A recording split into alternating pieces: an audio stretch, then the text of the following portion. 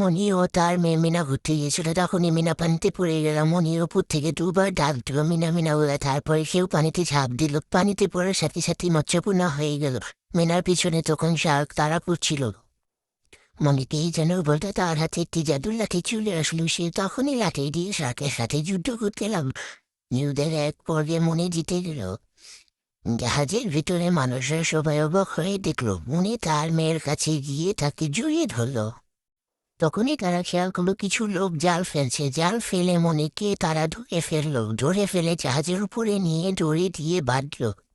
তারপর তারা মনিকে কি জন্ম দিল। মনি অজ্ঞান হয়ে গেল। তখন একটি লোক মিনাকে অনেক জোরে ধাক্কা দিল। তখন মন খারাপ করে কোথায় যেন যাচ্ছিল দূর দিয়ে। সে একটি ঘরে পৌঁছলো। ঘরের ভিতরে গিয়ে দেখলো গাছের ভিতরে তার মাকে বন্দি করে রাখা হয়েছে।